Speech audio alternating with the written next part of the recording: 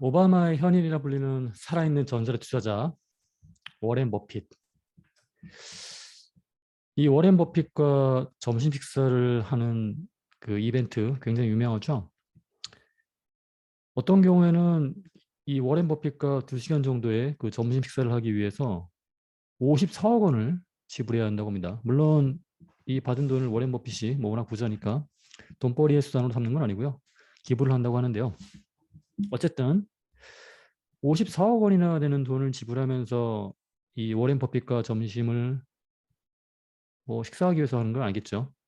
당연히 예, 그 지불한 돈 이상의 어떤 가치 있는 조언을 얻을 수 있으니 그런 이벤트에 응하는 사람이 있는 거겠죠. 자, 이런 그 지혜로운 말을 그 해주기를 유명한 이 시대의 구루죠. 위대한 스승 구루. 자, 어떤 분이 질문을 했습니다. 이 워렌 버핏에게. 자, 사랑하는 자녀가 있는데 아이의 미래를 위해서 뭘 가르쳐야 되냐 이거죠. 자, 워렌 버핏은 이렇게 얘기했습니다. 회계라고 했습니다. 그리고 왜 회계를 아이에게 가르쳐야 되느냐?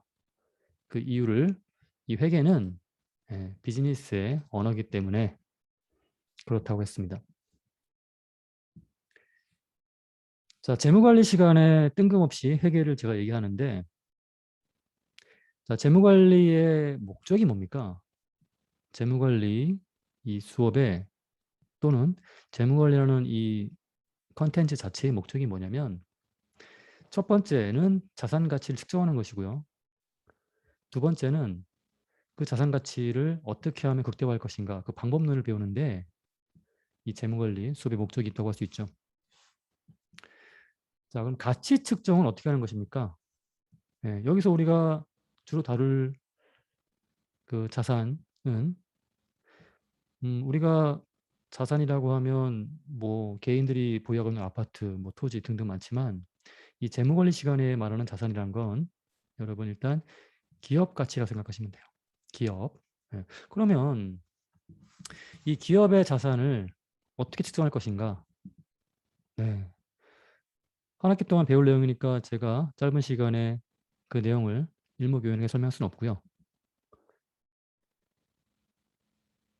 일단 지금 말씀드릴 수 있는 건 그 자산 가치를 측정하기 위한 기초 데이터가 바로 회계에 의해 만들어진 회계 데이터라는 것이죠.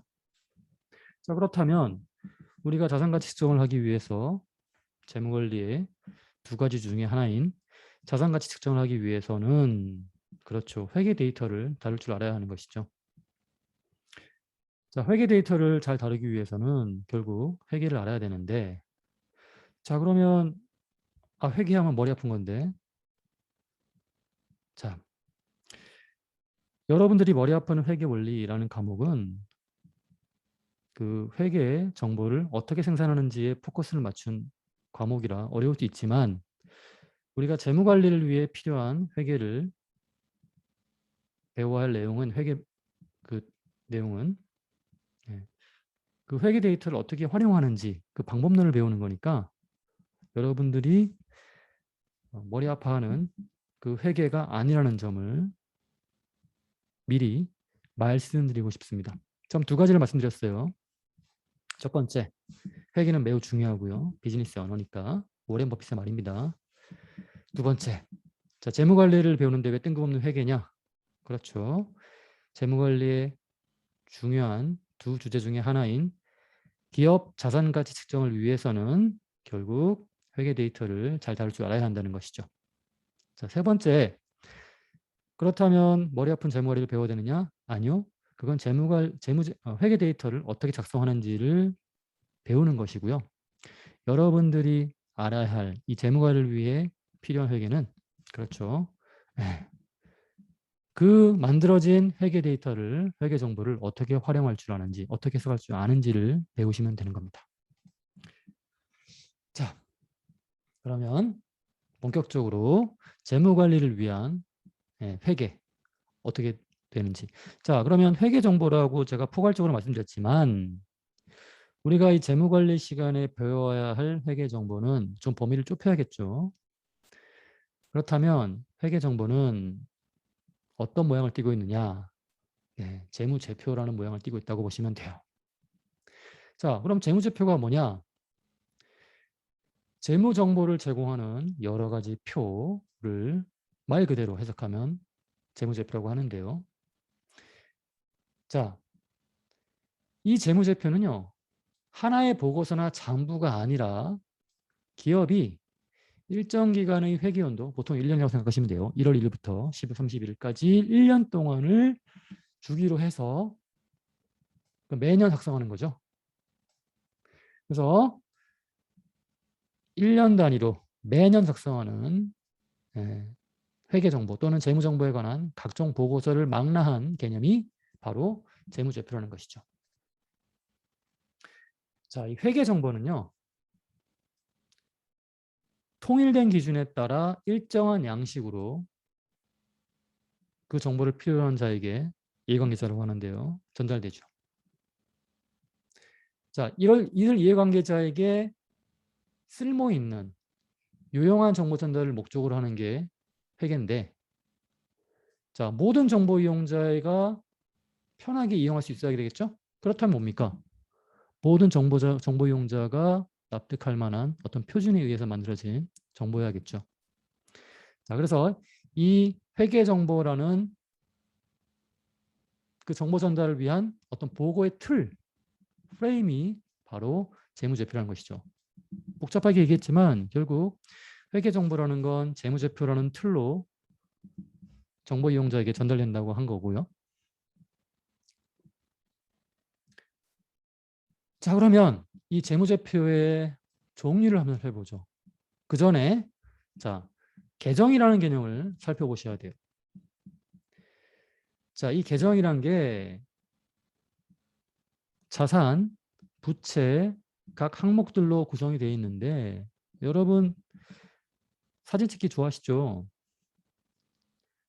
자, 그러면 사진을 열심히 찍는데 그냥 그걸 한 폴더에 그냥 담아버리면 나중에 그 사진을 즐길 때 펼쳐보면서 곤란할 수 있죠. 자, 그러면 일일이 수천 장, 수만 장의 사진을 하나하나 보면서 그 시점에 뭔가 의미 있는 사진을 골라보고 싶을 때 그 수만 장을 다시 다 볼 수는 없죠. 그럼 어떻게 하면 좋을까요? 그렇죠. 분류를 하면 좋습니다. 뭐 친구랑 찍은 사진, 뭐 부모님과 찍은 사진, 뭐 개인적으로 그렇죠? 맛집 탐방을 하면서 찍은 사진 이렇게 구분을 해서 폴더를 따로 관리한다면 훨씬 더 사진을 효율적으로 관리할 수 있겠죠. 마찬가지입니다. 회계 정보도 이 폴더 개념의 정보 관리를 합니다. 그래서 그걸 계정이라고 하면 생각하시면 돼요. 자, 이 재무제표에는 각종 계정 과목 이런 폴더가 많아요. 그리고 숫자가 난무하죠. 자, 그렇지만 이렇게 폴더도 많고 숫자도 막 그냥 날아다니지만 그 만들어진 폴더와 숫자를 해석하기 위한 기본 원리는 어렵지 않아요. 따라서 아까 말씀드렸지만 재무제표 작성 능력이 없어도 그 폴더와 숫자를 해석할 수만 있다면 재무관리, 기업 자산 가치를 측정하기 위한 핵심 정보 파악에는 전혀 문제가 없다. 우리가 지금 재무제표를 만들 필요 없다는 얘기예요. 회계를 배우고 있는데 재무관리 위해서. 해석만 할 줄 알면 된다. 근데 그 해석하기 위한 기본 원리는 그리 많지 않다. 그리고 재무관리 시간임에도 불구하고 제가 지금 따로 별도의 컨텐츠를 만들어서 그 해석 방법을 여러분들께 좀 편하게 지금 알려드리는 것이죠. 자, 그럼 이 재무제표가 보고의 틀이라고 했는데 몇 가지 틀이 있는지 보시면 5가지입니다. 먼저 재무상태표, 손익계산서, 현금흐름표, 자본면norm표. 요 4가지 표는 예, 숫자와 폴더로 구성이 되어 있어요. 자, 그럼 여러분 생각 한번 해보세요. 기업의 정보를 이 폴더 개념의 계정과 숫자로만 표현할 수 있을까요? 그 숫자에 숨겨진 이면들, 어떤 질적인 정보를 표시하기엔 방법이 있어야겠죠. 그래서 주석이라는 게 추가로 등장합니다. 그래서 이 5가지를 5대 재무제표라고 하죠. 자, 그러면 여러분들을 괴롭히기 위해 이 5가지나 되는 문서를 뭐 인위적으로 만든 건 아니고요. 이 각 재무제표, 즉 5가지의 재무제표 각각이 제공하는 회계 정보가 다르기 때문에 그렇죠? 각각이 존재하는 거겠죠. 뭐 비유적으로 말하자면 한 끼 밥을 먹기 위해 밥그릇, 국그릇, 반찬 그릇이 따로 필요한 것처럼 다양한 회계 정보를 담는 문서가 각각 존재하는 것이죠. 자, 그러면 본격적으로 이 재무제표를 해석하는 방법에 대해 배워보기로 하죠. 일단 재무상태표 먼저 살펴볼게요. 재무상태표는 대차대조표라고도 합니다. 옛날엔 대차대조표라고 불렀어요. 요즘에는 재무상태표라고 부릅니다. 자, 이 재무상태표는요. 기업이 소유하고 있는 자원, 자산이라고 합니다. 공식 용어는. 또는 기업이 소유하고 있는 의무 또는 빚, 부채라고 합니다. 공식 용어로는. 그리고 소유, 그 기업을 소유하는 소유주의 지분, 이걸 자본이라고 하죠. 결국 재무상태표는 자산, 부채, 자본에 관한 정보를 제공하는 보고의 틀이라고 보시면 돼요. 손익계산서는요. 포괄손익계산서라고도 하는데 자, 분기가 뭡니까? 1분기, 2분기, 3분기, 4분기 들어보셨나요? 1분기는 1월 1일부터 3월 31일까지죠. 2분기는 4월 1일부터 6월 30일. 자, 1년을 3개월씩 쪼개면 총 4분기가 있겠죠. 그렇게 3개월에 한 번씩. 반기는 그럼 뭐겠어요? 그렇죠. 1월 1일부터 6월 30일까지 그리고 7월 1일부터 10월 31일까지. 1년은 반기 2개로 구성이 되겠네요. 그렇게 반기 단위로 또는 1년 단위로 일정 기간 동안의 기업의 경영 성과에 대한 정보를 보고하는 틀, 재무제표가 바로 손익계산서죠. 그럼 기업의 경영 성과는 어떻게 표현되느냐? 번 돈, 즉 수익에서 그 돈을 벌기 위해 들인 지출, 비용을 뺀 이익으로 측정합니다. 그럼 결국 경영 성과는, 즉 손익계산서는 수익과 비용과 이익으로 구성이 된다는 걸 여러분들이 눈치를 채셔야 돼요. 자본 변동표. 자, 결국 뭡니까? 말 그대로죠. 자본의 변동을 보여주는 표죠. 그렇죠? 특정 시점에 기업이 보유한 자본의 크기와 일정 기간 동안 자본의 변동에 관한 정보를 함께 제공하는 재무제표래요. 현금흐름표 말 그대로입니다. 일정 기간 동안의 현금 들어온 거, 현금 유입과 현금 유출, 현금 나간 거에 대한 정보를 제공하는 재무제표래요. 자, 재무제표 주석. 자, 숫자가 품고 있는 의미에 대해 설명하는 재무제표라고 보시면 돼요. 자, 옛날에는 이익잉여금 처분계산서라고 해서 기업의 그 이익잉여금, 이익이 쌓인 거라고 보시면 돼요. 그 이익잉여금 어떻게 처분했는지 보여주는 표, 이익잉여금 처분계산서라는 것도 옛날에는 재무제표 하나로 봤는데 이젠 이 이익잉여금 처분계산서가 이 주석의 하위에 속하는, 그렇죠? 격이 떨어진 거죠. 이제 주석 밑으로 내려간 거예요. 이익잉여금 처분계산서. 자, 그러면 이 5가지 재무제표 중에 가장 중요한 재무제표 2가지를 꼽아보라라고 하면 재무제표 중에 재무제표가 뭐냐라고 물어본다면 재무상태표와 손익계산서를 꼽습니다. 자, 요거에 대해서는 이제 차근차근 설명을 드릴 텐데요. 자, 재무상태표는 자산과 부채와 자본으로 구성이 된다고 말씀드렸고요. 자, 그러면 기업의 경영활동이라는 건 3가지 활동으로 구성이 되죠. 자, 기업이 경영활동을 하려면 돈이 필요하겠죠. 자금이 필요합니다. 그럼 자금을 조달해야겠죠. 그 자금 조달의 활동을 재무활동이라고 합니다. 그러면 재무활동이라는 건 결국 뭡니까? 돈을 빌려오는 거라고 했죠. 그러면 주주에게 돈을 빌려온 돈을 자본이라고 합니다. 주주 이외이자에게 빌려온 돈을 뭐라고 합니까? 부채라고 합니다. 그러니까 남한테 빌려온 돈이 부채, 주주, 그 기업의 주주인 주주에게 빌려온 돈, 즉 자기한테 빌려온 돈을 자본이라고 하죠. 그래서 우리 재무관리에서는 이 자본을 자기 자본이라고도 해요. 그럼 부채는 뭐라고 하겠어요? 남한테 빌려온 자본, 즉 타인 자본이라고도 하죠. 같은 말입니다. 타인 자본은 부채, 자기 자본은 자본. 자, 어쨌든 기업의 경영 활동 중에 하나인 재무 활동을 통해 자금이 조달되는데 그 조달된 자금은 부채와 자본으로 구성이 되는 것이죠. 자, 그럼 빌려온 돈을 그냥 금고에 쌓아둡니까? 아니면 투자합니까? 투자하겠죠. 그러면 이 빌려온 돈으로 기계도 사고 토지도 사고 건물도 짓고 해서 공장을 짓겠죠? 그 기계, 토지, 공장, 건물이 바로 자산입니다. 결국 이 조달한 돈이 투자 활동을 통해 자산을 만들어내는 거죠. 구성이 되는 것이죠. 결국 이 조달한 돈과 자산은 어떻게 되겠어요? 같은 값이 되겠죠. 투자 활동을 통해 조달한 돈을 써서 자산을 구입하는 것이죠.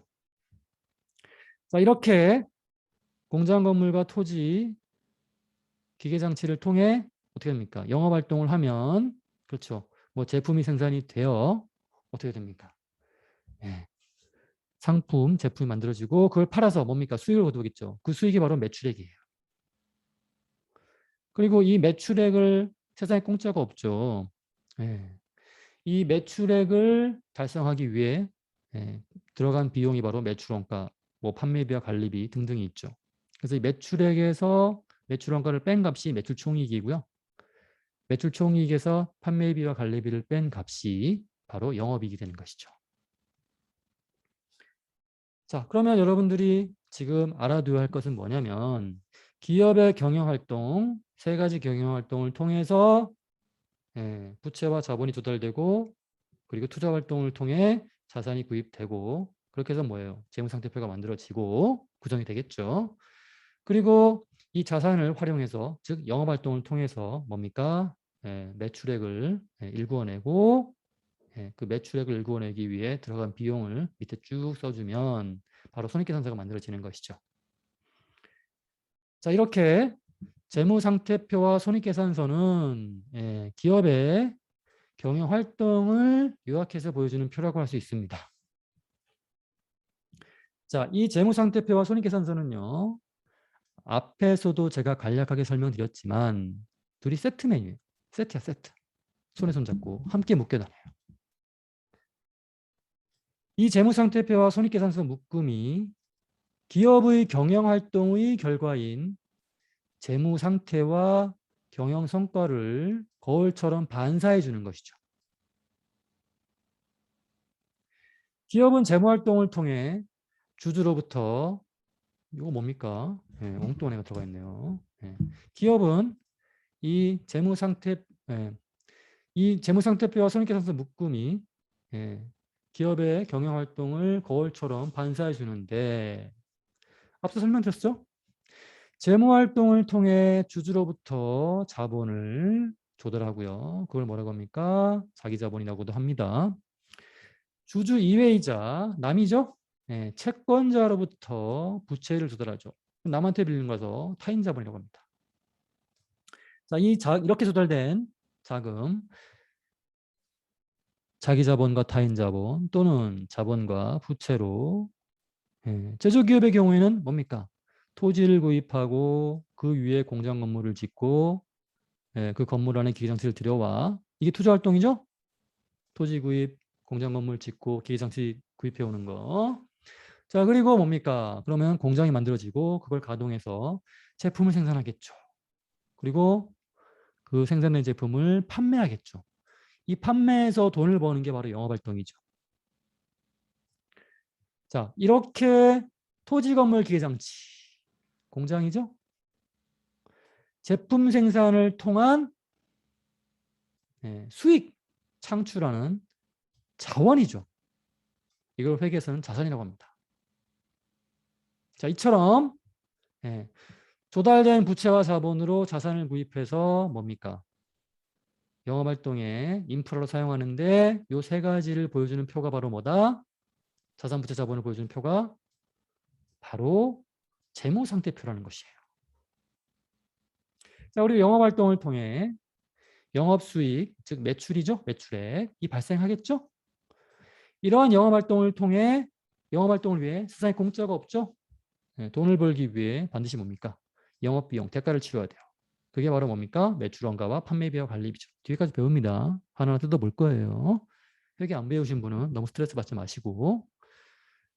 자, 이 영업비용이 발생하죠. 이 영업수익과 영업비용은 어디에 표시됩니까? 그렇죠. 손익계산서에 표시된다라는 걸 여러분들이 어렴풋이 머릿속에 그 프레임을 잡아 놓으시면 되는 거예요. 뒤에 가서 하나하나 뜯어서 설명드릴 겁니다. 자, 재무정보, 이러한 재무상태표나 손익계산서 등 5대 재무제표 정보는 그러면 어디서 얻는 건가요? 라는 걸 손쉽게 얻는 정보 방법 제가 세 가지로 요약해서 또 따로 컨텐츠를 제공할 겁니다. 여러분들은 그 컨텐츠를 보시면 이런 재무상태표나 손익계산서를 어떻게 공짜로 쉽게 얻을 수 있는지를 알게 될 수 있죠.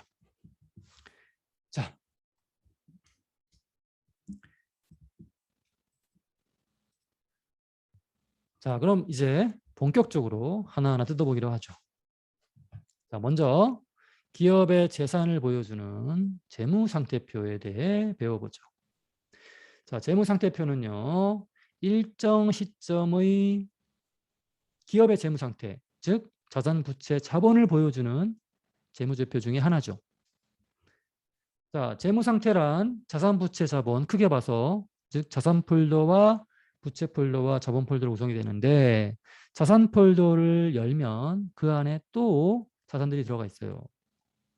현금, 토지, 건물, 기계장치 등 기업이 소유하고 있는 자원, 재산인 자산. 그리고 이 자산을 구입하는 데 쓴 자금의 출처, 아까 말씀드렸죠? 지금 제가 거꾸로 말씀드리고 있습니다. 이 자산을 구입하기 위해 어떻게 돈을 조달했는지, 즉 주주에게 빌렸는지 주주 아닌 남에게 빌렸는지를 동시에 기록하죠. 그래서 주주 이외이자 타인에게 빌린 돈을 부채라고 하고요. 그리고 기업의 소유자인 주주로부터 빌린 돈을 자본이라고 하는 것이죠.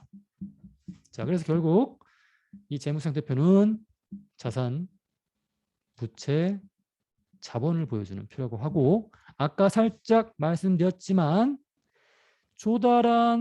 남에게 조달한 부채와 기업의 주인인 주주에게 빌린 자본, 즉 이게 조달한 돈이겠죠. 이걸로 뭡니까? 딱 그만큼의 자산을 구입하잖아요. 그러니까 이 부채와 자본의 합은 자산과 항상 같을 수밖에 없어요. 이걸 재무상태표 등식 또는 흔한 말로 회계등식이라고 하는 것이죠. 항상 성립해야 등식의 의미가 뭡니까? 항상 성립해야 된다는 것이죠. 항상 여기 등호가 성립해야 돼. 자, 그래서 이 부채와 자본의 합이 바로 뭐다? 자산이다라는 이 식이 바로 뭐라고요? 회계등식 또는 재무상태표 등식이라고 합니다. 자, 다시 한번 말씀드리지만 재무상태표에서 이 부채와 자본의 합은 늘 등식, 자산과 같아야 돼요. 한순간도 다르면 안 돼. 자, 그 자산과 부채와 자본을 기록할 때요. 그냥 우리 약속하는 겁니다. 네. 우리 약속합시다. 자산은 왼쪽에 기록한다고요. 부채와 자본은요. 오른쪽에 기록합시다. 자, 그러면 이 왼쪽을 회계에서는 차변이라고 하고요. 별 뜻 없습니다. 심한 뜻이 있는 거 아니고요. 그냥 왼변을 회계에서는 차변이라고 하는구나. 왼쪽을.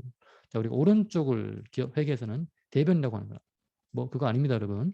자, 과거에는 재무상태표를 아까 대차대조표라고도 불렀다고 했죠. 여기서 이 대차라는 게요. 대가 대변, 차가 차변이에요. 그래서 이 대변과 차변을 대조해서 보여주는 표라는 뜻이에요. 대차대조표가. 자, 어쨌든 차변에 이제 자산을 기록합니다. 대변에는요, 부채와 자본을 기록한다고 하고, 그러면 여러분 이 차변과 대변은 항상 뭐예요? 회계 등식에 따라 그렇죠. 일치하겠네요. 어느 한쪽 기울면 안 됩니다.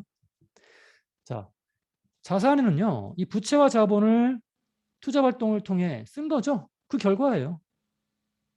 그래서 조달한 자본 금액, 즉 부채와 자본이겠죠. 이를 쓴 결과인 투자 활동을 통해 자산 금액은 같을 수밖에 없다고 또 한 번 말씀드립니다. 자, 재무상태표의 왼쪽은 기업이 어떤 자산을 보유하고 있는가를 보여주겠죠? 우리가 약속했잖아요. 왼변, 차변에 자산을 기록하기로 약속했으니까 왼쪽에는 자산이 오는 것이죠. 재무상태표의 차변에는. 자, 오른쪽 대변에는 그렇죠. 부채와 자본이 오겠죠? 그러면 그 기업이 어떻게 자금을 조달하는지를 그 결과를 보여주는 게 바로 재무상태표의 대변, 오른편이겠죠. 구체적으로 한번 정말 그러한지 한번 확인해 봅시다. 또 갸우뚱하시는 분이 있죠. 자, 그렇게 의심하는 자세 좋습니다. 자, 정말 맞는지 한번 간단하게 테스트 한번 해보죠. 자, 여러분이 3억 원짜리 집을 한 채 구입을 했어요. 근데 내 주머니에서 나온 돈은 2억 원입니다. 그리고 모자란 1억 원 은행에서 빌렸죠. 그러면 요 2억 원이 바로 뭡니까? 아파트의 주인인 내 주머니에서 나온 돈이니까 이게 바로 뭐예요? 자기 자본, 자본이 되겠죠. 그리고 이 은행, 남이죠? 남한테 빌린 1억 원. 이게 뭡니까? 부채가 되겠죠. 그럼 결국 자본 2억 원, 부채 1억 원이니까 부채와 자본의 합은 3억 원이 되겠죠. 자, 그러면 재무상태표를 한번 작성해 봅시다. 자, 왼쪽 차변, 오른쪽 대변이죠. 그럼 부채와 자본은 이 대변에 쓰는 것이죠. 그래서 부채 1억 원, 자본 2억 원에서 대변 합은 얼마가 됩니까? 3억 원이 되겠죠.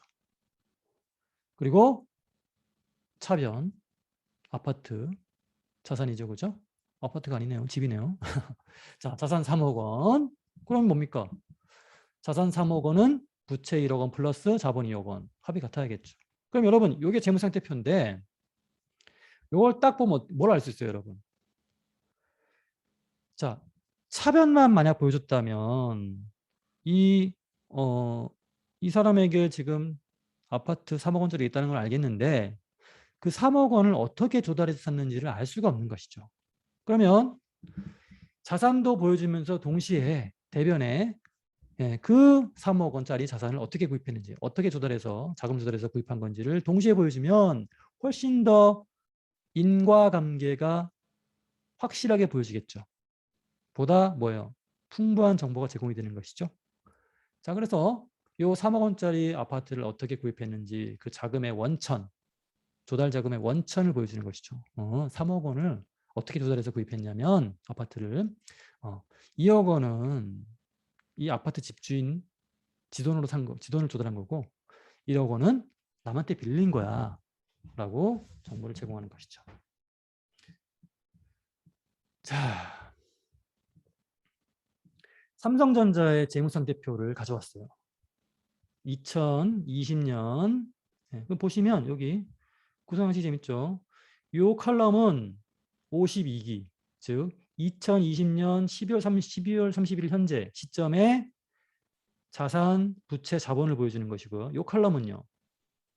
이 전년도, 즉 2019년 12월 31일 현재, 딱 1년 전이죠. 그때의 뭐 자산, 부채, 자본을 쭉 보여주는 것이죠. 엄청 길죠? 자, 그럼 보시면 자, 2019년 12월 말 삼성전자의 자산 총액은요. 요거 2억 얼마 아닙니다. 요 끝다리가 이게 100만 원입니다, 여러분. 단위가 100만 원이요. 잘 보셔야 돼. 그럼 이거 얼마입니까, 도대체 이게? 난감하네요, 그죠? 9억, 1000억, 조, 10조, 100조, 어이구, 216조. 끝에는 생략할게요. 그러니까 지금 2019년 말 현재 삼성전자의 자산 총액은 216조 1,800억 정도 되네요. 자, 1년 만에 자산이 불었죠? 229조 6천, 얼마가 되겠네요. 부채는요? 굉장히 작네요, 그죠? 2019년 말 38조. 조금 불긴 했어요. 2020년 말 46조죠.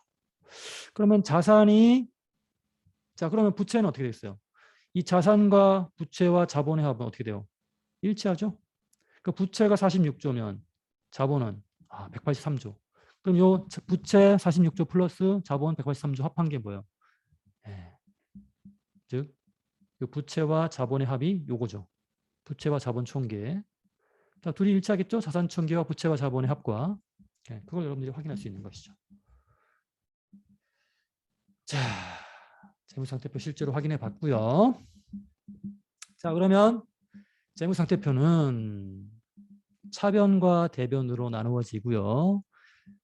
왼쪽 차변에는 자산을, 오른쪽 대변엔 부채와 자본을 표시하고 부채와 자본의 합은 항상 차변의 자산과 같다. 회계등식이라고 했죠. 그걸 보여준 거예요. 자, 그러면 왜 자산만 보여주지 않고 그 자산을 어떤 자금으로 조달했는지 자금의 조달 원천까지 함께 보여주는 것일까요? 그렇죠? 사례를 통해 한번 확인해 볼게요. 자, 낙공꼼이라는 분이 있어요. 은행에서 기업에 돈을 빌려주는 대출계 담당 팀장이래요. 자, 어느 날 A 회사와 B 회사가 돈 빌려달라고 신청을 한 거예요. 자, A 회사, B 회사의 재무상태표를 보니 두 회사는 똑같이 10억 원의 자산을 보유하고 있었대요. 둘 다 건설업을 하고 있었고요. 기계장치와 설비, 자산이죠? 그 구성 항목도 거의 비슷하대요. 자산 쪽에선 A기업, B기업 차이가 없다는 것이죠. 자, 근데 항상 그렇지만 돈은 항상 부족하죠? 빌려줄 수 있는 자금이 한정돼 있어요. 자, 돈이 많아서 A기업도 B기업도 넉넉하게 빌려줄 돈이 충분하다면 고민할 게 없겠지만 둘 중에 하나만 선택해서 돈을 빌려줘야 돼요. 그러면 이제 A기업과 B기업 둘 중에 어느 기업에 돈을 빌려줘야 되는지 고민을 해야겠죠. 자, 그러면 은행 입장에서는 가장 중요한 게 뭘까요? 그렇죠. 두 가지입니다. 첫 번째는 세상에 공짜가 없죠. 돈을 빌려주면 이제 빌려준 대가를 치러야 되는데 그게 바로 이자죠. 그러면 은행에 돈을 빌려간 기업이 이자를 꼬박꼬박 낼 수 있는지. 그리고 또 하나는 뭡니까? 빌려준 원금을 떼먹지 않고 이놈이 도망가지 않는지를 봐야겠죠. 자, 그러면 현재의 재무 상태를 봐야 돼요. 이놈이 빚이 많은 놈인지 아닌지. 그렇죠? 그런데 두 회사의 부채와 자본의 비율이 차이가 있더래요. 자, 무슨 얘기냐면 A기업은 부채가 2억 원이고 자본이 8억 원. 그럼 무슨 얘기입니까? 부채 2억 원의 4배인 자본을 보유하고 있는 것이죠. B회사는 거꾸로예요. 부채가 8억 원, 자본이 2억 원이에요. 어떤 회사에 돈을 빌려줘야 돈을 떼일 확률이 적을까요? 그렇죠. A기업은 남한테 빌린 게 둘 다 자산 총액은 똑같아요. 부채와 자본의 합은 똑같죠. 10억 원이죠. 근데 A기업은 남한테 빌린 돈이 상대적으로 봐서 2억 원밖에 안 되는데 B기업은요. 남한테 빌린 게 8억 원이나 돼요. 그렇죠? 예. 자, 그러면 여러분, 자, 그러면 얘는 뭐야? B기업은 남한테 이미 8억 원이나 빌렸네. 지돈 2억밖에 없네. 그러니까 뭐예요? B기업의 자산은 지돈 2억 원밖에 안 들인 거지. 그리고 나머지는 8억 원은 예, 남한테 빌린 거죠. 근데 반면 A기업은 지돈 8억 원에 든 거야. 남한테 빌린 게 2억밖에 안 돼. 그러면 여러분 나중에 뭐 최악의 경우를 상정했을 때 이 A기업과 B기업이 뭐 망했다고 칩시다. 그러면 은행은 이제 뭐예요? 빌려준 돈을 회수해야겠죠. 근데 어느 기업에 빌려준 돈을 더 확실하게 돌려받을 수 있을까요? 그렇죠. 이 치고받고 싸워야 되거든요. 그럼 B기업의 경우에는 뭐예요?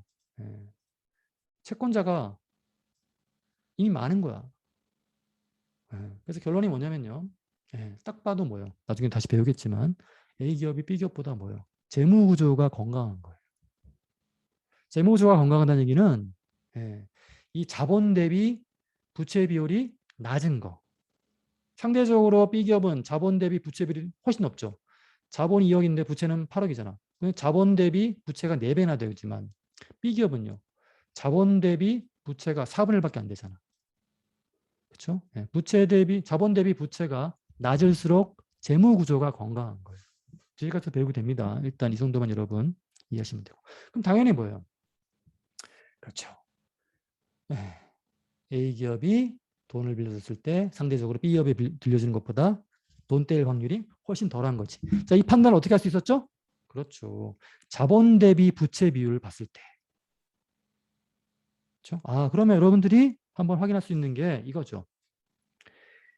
자본 대비 부채 비율이 낮은 기업이 재무구조가 건강한 것이고 재무구조가 건강한 기업일수록 돈을 빌려줬을 때 돈 떼일 확률이 낮은 것이다 라는 걸 여러분들이 살짝 배운 것이죠. 자,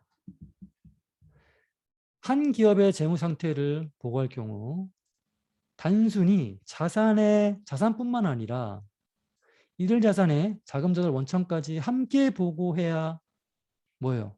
이해관계자. 누굽니까? 여기서 은행이죠. 은행의 의사결정. 즉 누구에게 대출할 것인가를 결정할 때 뭡니까?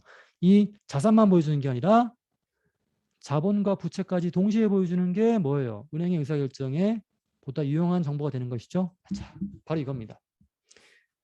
이해관계자의 의사결정에 보다 유용한 정보를 제공하는 게 회계의 목적인데 그래서 회계는 바로 뭡니까? 자산만 보여주는 게 아니라 자산만 보여줬다면 A기업, B기업 똑같죠? 똑같이 10억이니까. 그런데 부채와 자본을 동시에 보여주니까 뭐예요? 어떤 기업이 더 재무구조가 건강한지를 판단할 수 있었죠. 은행이. 자, 그래서 결론. 재무상태표는 자산과 부채와 자본을 왼쪽 오른쪽에 보여주는 표인데 왜 이렇게 왼쪽 오른쪽에 번거롭게 동시에 보여주냐 이거지. 그렇습니다. 보다 유용한 정보를 제공하기 위한 것이죠. 이해관계자에.